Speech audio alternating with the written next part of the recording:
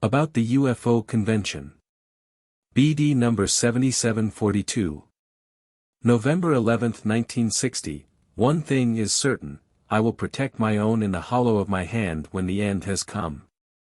I truly have enough angels to whom I can entrust my own, whom I instruct to build a protective wall around them.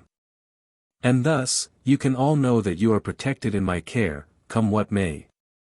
Therefore, I want to caution you not to abandon yourselves to, and expect help from, beings whom you suspect to be outside of my spiritual kingdom, who thus have not yet reached the perfection of beings of light capable of implementing my instructions. I want to warn you about looking for contact with inhabitants from other worlds, which you can only establish spiritually but who cannot offer you the guarantee of imparting truth to you.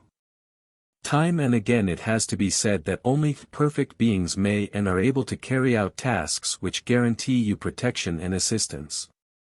Beings who have not yet achieved this perfection will always still reside, for the purpose of their development, on such works of creation to which they are bound by natural law. Thus you have to distinguish between beings of light who accomplish my will on my behalf and dwell with me in the kingdom of light, and beings who are still constrained, who have not yet achieved complete spiritual freedom as long as they still live on all kinds of celestial bodies for the purpose of spiritual maturation. You should not rely on psychic messages from those worlds which are and remain unreachable for you humans on earth and vice versa. Do not count on help from those worlds when the end of the earth comes in accordance with the eternal plan. For I myself will protect and rescue my own from their adversity, because only I know who belongs to my own. Do you believe that you will be rescued by merely mustering sympathy for these dwellers of other stars?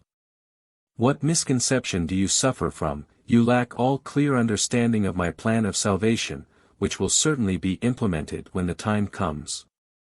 And would I not inform you of it myself if it were my will that you should entrust yourselves to these beings whom your fellow human beings want you to believe in? Since I convey the truth to earth, I would not withhold this information from you if it were true. Yet you would rather doubt my words than the reports which are passed on to you through my adversary's influence. And I want you to know the truth. I repeatedly want to assure you that my own will be protected and that innumerable angels will take care of them, because they comply with my will and also have the strength to help you. And therefore it will not require earthly means of help, for my love, might and wisdom will become clearly evident at the end, albeit my working can and will then be contrary to natural law because my own believe that everything is possible and the unbelievers will be devoured by the earth.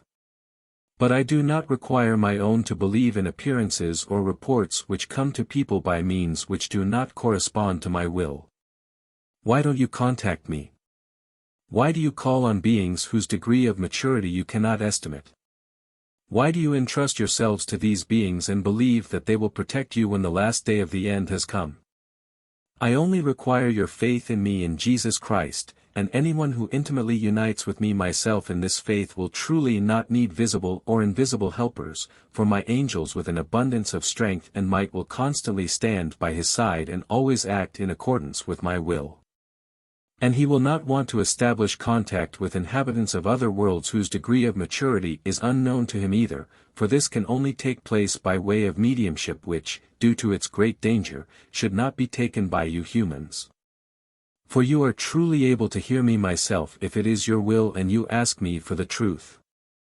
And then you will surely be instructed truthfully. Amen.